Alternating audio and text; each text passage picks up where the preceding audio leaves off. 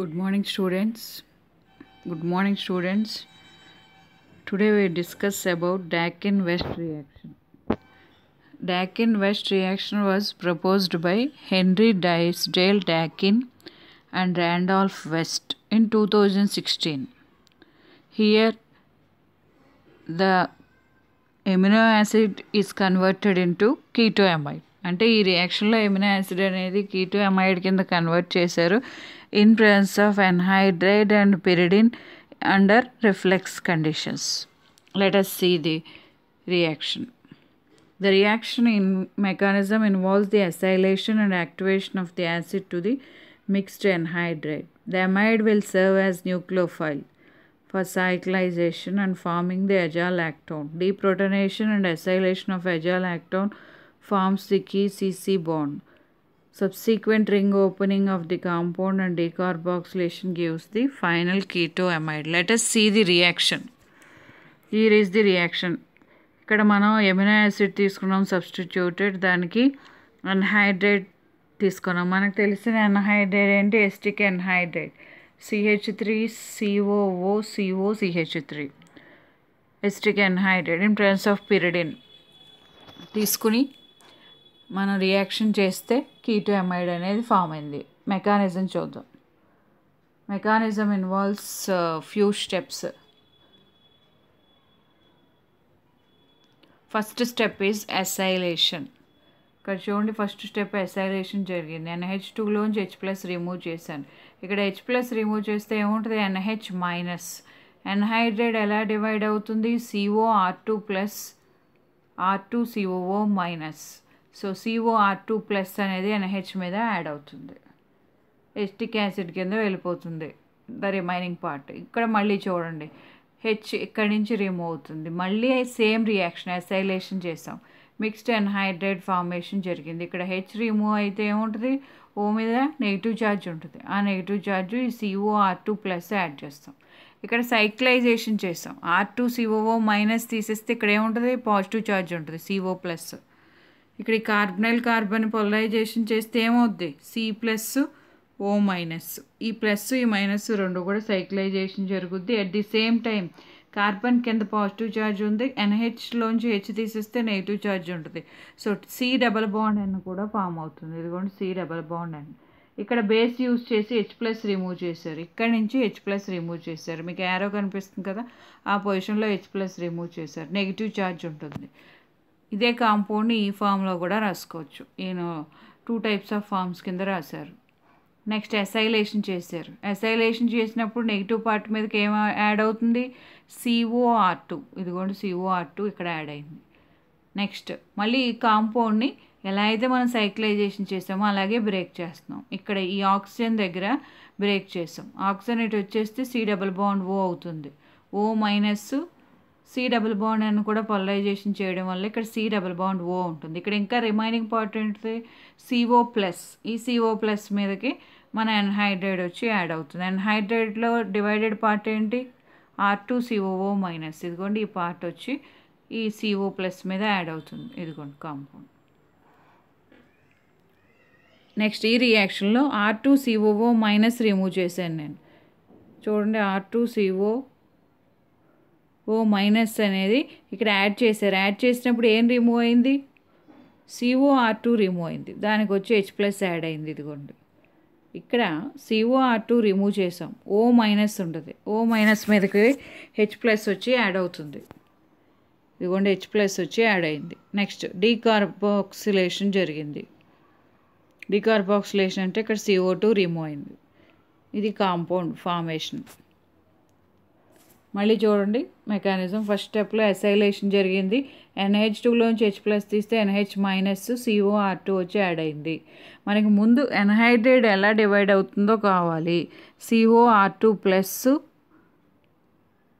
R2COO-. So COR2 ఈ NH మీదకి add అయింది. H+ రిమూవ్ అయితే ఇంకో COR2 దీని మీదకి యాడ్ అయింది. ఇదిగోండి, సో మిక్స్డ్ ఎన్హైడ్రేట్ ఫార్మేషన్ అనేది జరిగింది. ఇక్కడ సైక్లైజేషన్ చేసాం.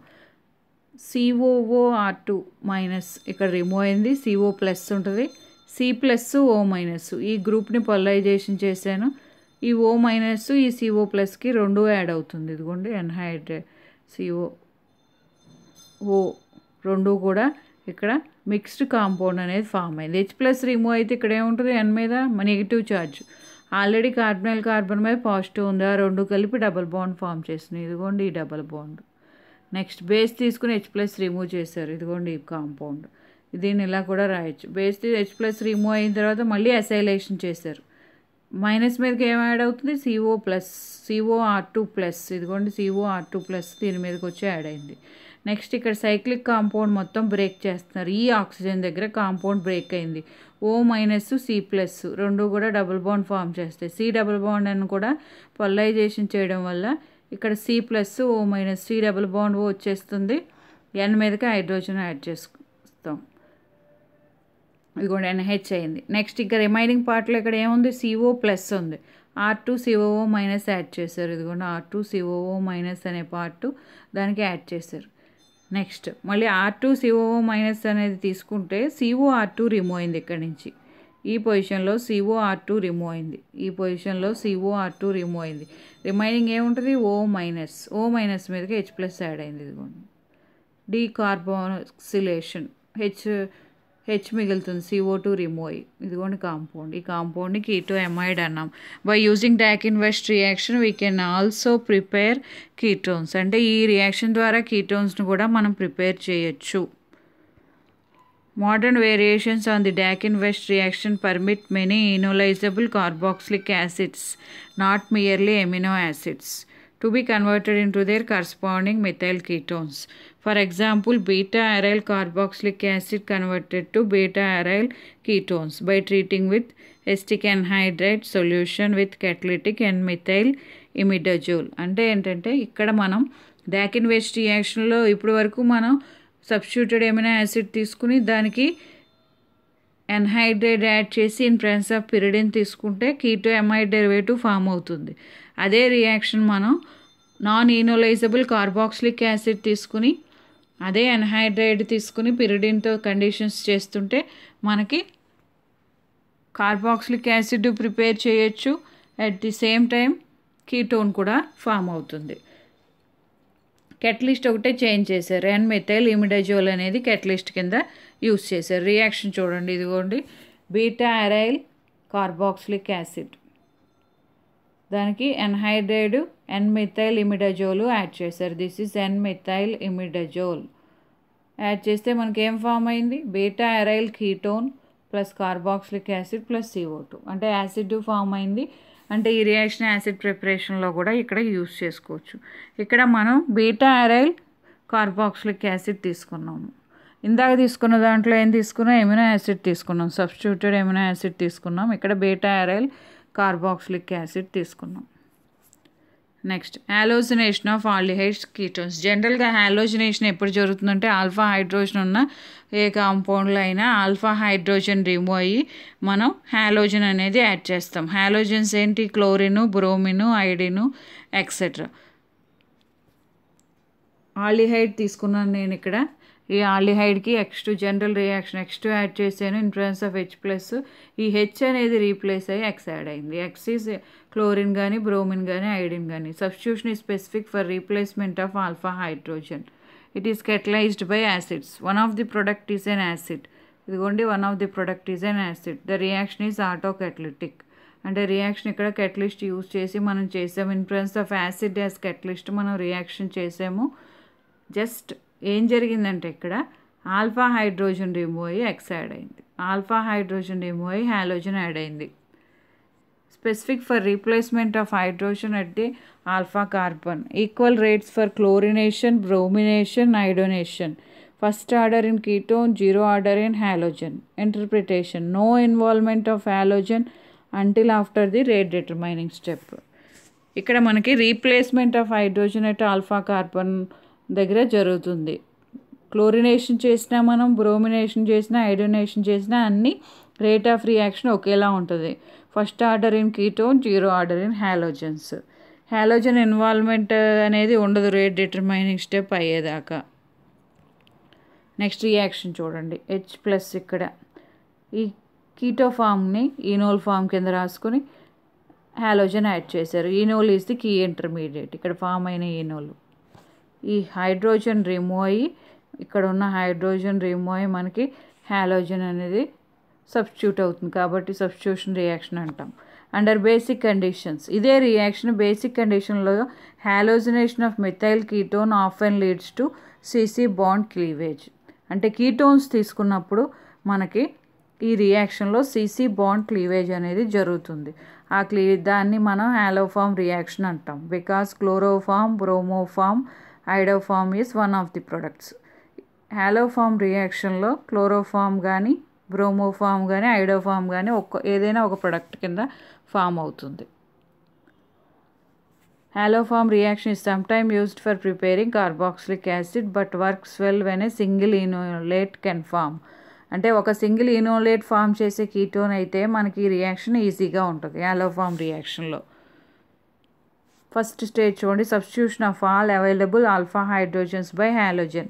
అంటే మనకి కాంపౌండ్ కీటోన్ తీసుకోవాలి. ఆ కీటోన్లో ఉన్న ఆల్ఫా హైడ్రోజన్స్ అన్నీ హాలోజన్ కింద ముందు సబ్స్టిట్యూట్ చేశారు. ఇదిగోండి ఆల్ఫా హైడ్రోజన్స్ ఎన్ని ఉన్నాయి ఇక్కడ, CH3 అంటే 3 ఉన్నాయి. First X2 in presence of base. ఎప్పుడు కూడా మనం బేస్ యూస్ చేస్తాం H+ రిమూవ్ చేయాలంటే.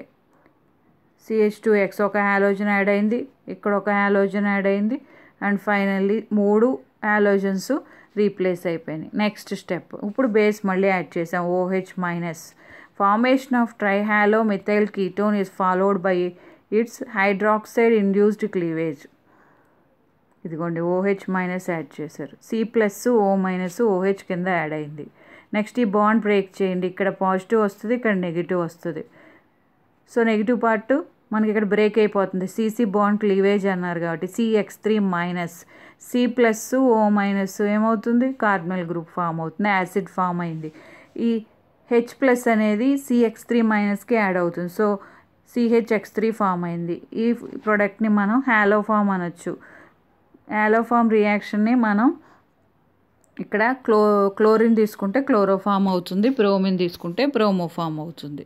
నెక్స్ట్ ఎగ్జాంపుల్, ఇక్కడ హైడ్రోజన్ ఆల్ఫా హైడ్రోజన్ రిమూవ్ అయ్యి బ్రోమిన్ యాడ్ అవుతుంది. ఇక్కడ కెటలిస్ట్ అనేది క్లోరోఫార్మ్ తీసుకున్నారు. ఈ రియాక్షన్కి 80% ఈల్డ్. చూడండి హైడ్రోజన్ రిమూవ్ అయింది, బ్రోమిన్ యాడ్ అయింది, HBr. ఇక్కడ ఒక చిన్న పాయింట్ ఉంది, మనం ఆల్ఫా కార్బన్ మీద ఉన్న హైడ్రోజన్ని రీప్లేస్ చేస్తాం. Notice that it is the proton on the alpha carbon అనేది రీప్లేస్ అవుతుంది, not the one on the carbonyl carbon. ఈ కార్బనల్ కార్బన్ మీద ఉన్న హైడ్రోజన్ని మనం రిమూవ్ చేయము, ఓన్లీ ఆల్ఫా కార్బన్ ఈ పొజిషన్లో ఉన్న ఆల్ఫా కార్బన్ని మాత్రమే డిలీట్ చేసి మనం బ్రోమిన్ అనేది సబ్స్టిట్యూట్ చేస్తాం. సో బ్రోమిన్ సబ్స్టిట్యూట్ అయింది, 80% ఈల్డ్ వచ్చింది, HBr. అంటే ఏ రియాక్షన్ అయినా హాలోజనేషన్ చేయాలంటే ఆల్డిహైడ్స్ కానీ కీటోన్స్ కానీ ఆల్ఫా హైడ్రోజన్ మనం రిమూవ్ చేస్తాం. కీటోన్స్ అయితే మోస్ట్లీ మనకి హాలోఫార్మ్ రియాక్షన్ అనేది జరుగుతుంది చాలా రియాక్షన్స్లో. ఎందుకంటే ఎన్ని ఆల్ఫా హైడ్రోజన్స్ ఉన్నాయో అవన్నీ రిమూవ్ అయ్యి మనకి హాలోఫార్మ్స్ కింద కన్వర్ట్ అవుతున్నాయి. కొన్ని రియాక్షన్స్ నార్మల్ రియాక్షన్స్ కూడా జరుగుతాయి కీటోన్స్లో. This is the halogenation of aldehydes and ketones. Thank you.